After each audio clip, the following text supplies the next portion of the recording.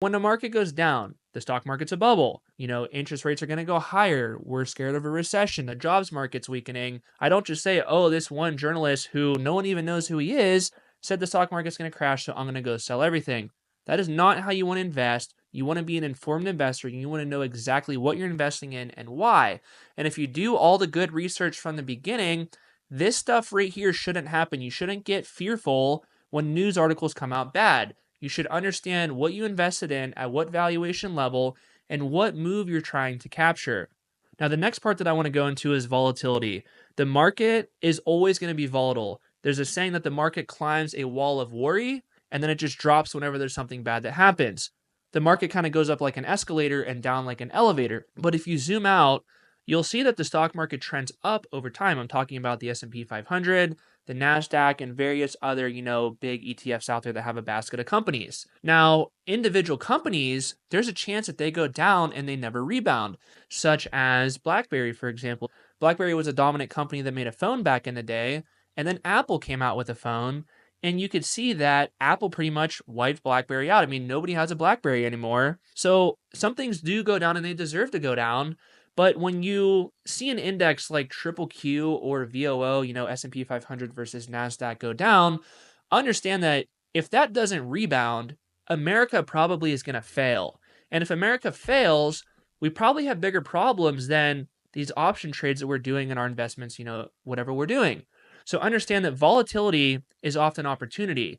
And volatility is just a normal part of the game. If you can't accept volatility, you're never going to make it in the stock market. You're going to buy in when it's high and you're going to sell it when it's low. And you're going to find that you're just never going to be able to time this stuff right. The next thing is when you see red in your portfolio. If the market goes red immediately after you buy something, you're probably like, crap, I made the wrong decision. I shouldn't have bought into that company. But when you understand that you're buying this company with the anticipation to hold it for the long run, you'll understand that if you could just fall asleep for 5 years from when you bought it until 5 years from there, and you open up your eyes and you look at the stock price, chances are it's going to be much, much higher, but there's going to be a lot of volatility along the way. The market might go red for the first 2 years of that whole time period right there, but then it's likely to recover if you made the right investment decision, if you got in at a good price, at a good time. So understand that if you put all your money in the stock market today and you think it's cheap, the market could still go red for 3 years. Every single year, red, red, red. But then eventually you'll capture upside going into the future, most likely.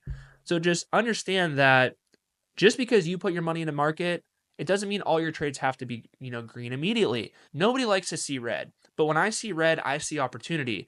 Things could be tough in the short term, but if you make the right decision and you be patient, you're probably going to be okay in the long run. Now, ratios is something really, really important that I think we need to go into on a pretty high level here. The stock market is crazy. There's a lot of volatility. There's a lot of things that happen that we don't expect to happen, both on the upside and the downside. So if we're trying to capitalize on upside by maybe buying calls or selling puts, maybe something happens where the market just goes down and it stays down. Even if we have ultra high confidence in our trades that we make, that doesn't mean it's guaranteed to make money on it. It's definitely more likely that we're going to make money on it, but it's not guaranteed that we're going to make money on it. So understand that you always have to keep your ratios in check so that if the worst case scenario in the market happens to play out, we're going to be okay. There's no scenario where you're going to be wiped out. So let's go into it a little bit here. When I talk about leverage, leverage is essentially how much of my buying power that I use to go buy calls or sell puts or do really any bearish or bullish play. So when I feel like the market is cheap, based on all the metrics that I lay out in the course, I will then increase my leverage. So this is a chart right here of Triple Q. In a time frame right here, the market was pumping out of here since COVID.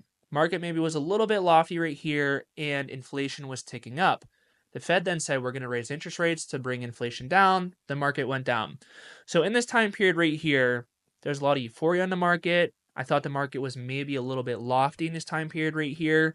I had a little bit less leverage because I knew that I didn't know where the exact top of the market was going to be, but I had a feeling, I knew that it's more likely that we're going to have less, compelling returns going forward than what happened in the past.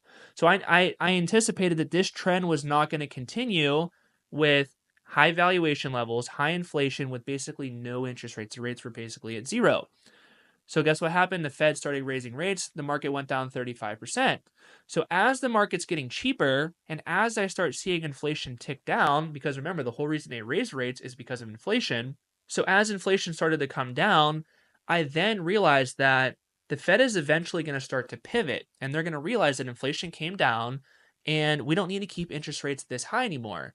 So as things are getting cheaper, I am increasing my leverage through this whole time period right here. I did a lot of trades and I made a lot of money on it. But what if I did a duration of trade from right here to right here? So you can see this is 2022 to 2023 right here. So this downturn right here is exactly like 1 year. So I waited a little bit. Maybe I started, initiating trades right here. And then maybe I went, roughly a year and a half out. So this will take us 1 year and then another half. You could see I'm higher from right there. And a lot of the trades I did was sell puts. And when you sell puts, you have a lot of flexibility with them, meaning the market could go up, stay flat, or go down to your strike price minus the premium received per share, and you're still going to be okay. So when you realize that, I started to sell puts as the market was going down. But as the downturn got a little bit deeper, I then said, okay, it's more compelling now to go buy calls because it's even cheaper. So this is like sell put category right here, but the deeper we went, the more, confidence I had to go buy calls. Now, I didn't claim I knew the exact top. I didn't claim I knew the exact bottom. I just knew that when something was grossly overvalued right here, I want less leverage.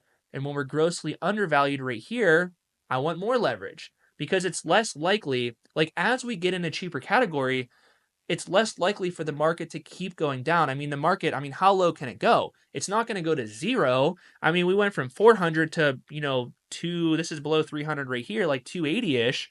So the Fed signaled they were going to start cutting rates. Market started to rebound. So increase leverage when the market's cheap, decrease leverage when the market's expensive. So when the market is lofty, I want to have less than 50% of my assignment value in a lofty market. So let's do an example right here. 100K account, let's just say it's all in VO and triple Q split 50-50. So let's say that we feel like the market is expensive. Let's say that we feel like we're in a market that's right here. At this time period right here, if my account value is $100,000, I am not going to send out put option trades where I am on the hook to take assignment for more than $50,000. So that ratio is 50%. 50% in a lofty market, 65% in a cheap market. But let's say my account value right here was 100 grand. If I sell puts going forward, I don't want my assignment value to be more than 65%, which is $65,000 on 100 grand. So those ratios are ultra critical to keep in check. Now, this assignment value is only regarding selling put options. So you want to always keep your ratios in check. So now I want to talk about time horizon. When you extend your time horizon, you're giving these companies time to boost their earnings per share, boost their revenue, figure out, the company's goals. Like, what are they trying to do? The companies are trying to push new products, become more efficient, increase their earnings per share, increase their revenue, trim their expenses, which will boost earnings per share. They basically want to just run the company more efficiently. So when you understand the company's goals, and I talk about this example all the time, if you just go to Elon and you say, Elon, make Tesla more valuable in a month, he's going to say, there's no way. I can't do it.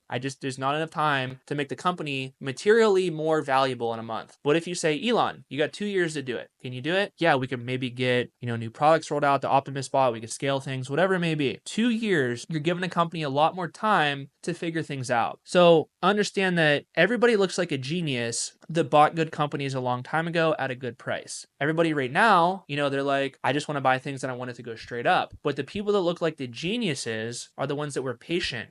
They held through the volatility and they had conviction in their trades. They didn't let any news article come out to scare them out of a trade.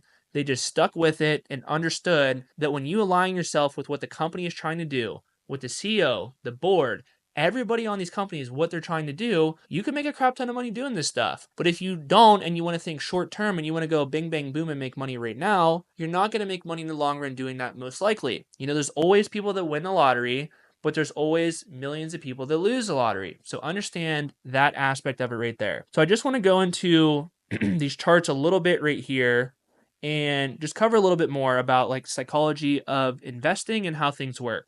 So at the time of recording this video, you could see all the way up here, the market's on a little bit of a dip. That's totally fine. So this is a 5-year chart of Triple Q, which is the NASDAQ.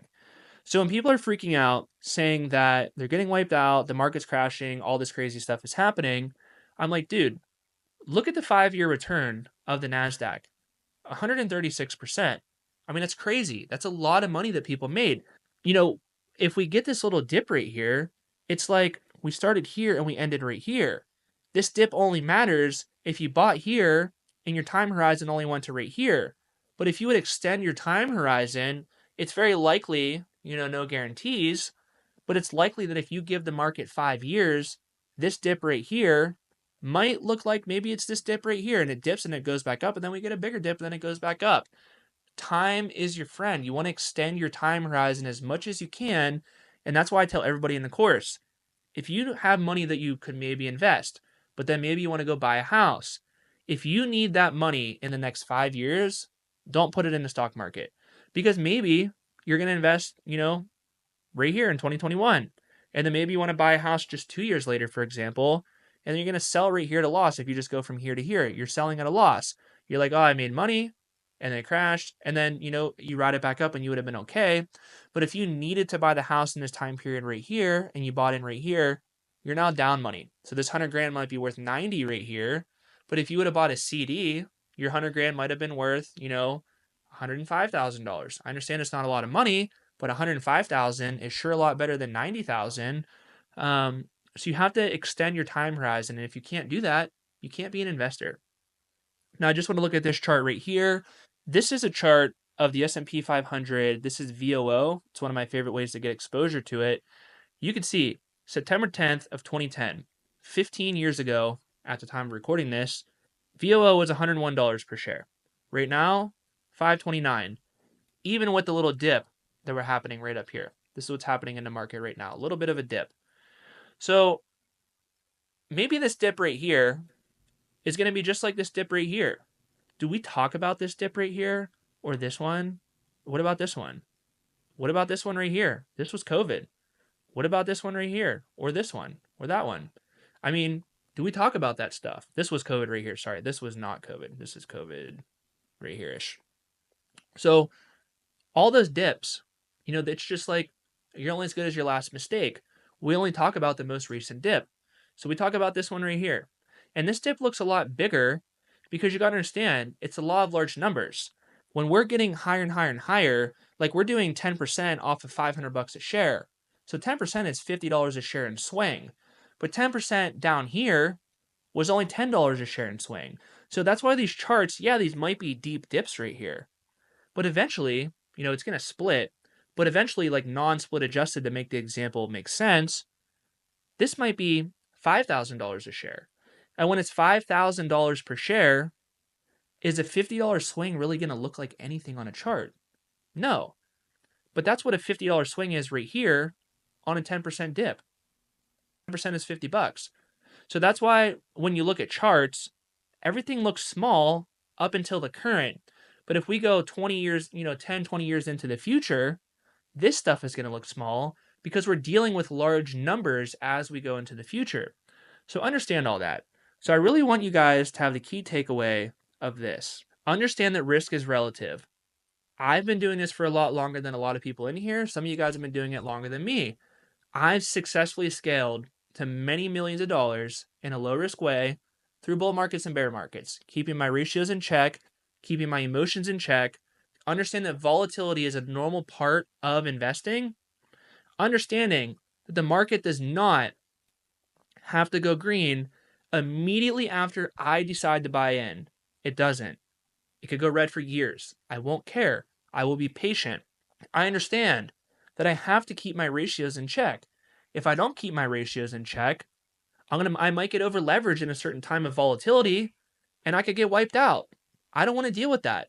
And on top of that, I don't want to catch a falling knife, because if my ratios are out of control in a volatile time, maybe I just go over leverage and maybe I catch a falling knife on maybe a 10% dip. But what if the market goes down 30%? I think I got 20 more percent of downside and my ratios could be out of whack, and that's how you could get wiped out. So just understand these 6 things right here. And if you guys have any questions about anything on this right here, go to Discord. Ask me a question. We'll talk about it. We'll work through it. My goal is to help all you guys. I want all you guys to succeed. But understand that when I shoot out my trades and you guys see my trades, these are some of the things that I want you to think about when I do my trades. I understand that I'm not going to make money immediately. I understand that maybe the market's going to go red. That happens. The market doesn't have to go green immediately after I go and do these trades. So understand this stuff right here. Come to Discord. We'll talk. Thanks for sticking around till the end.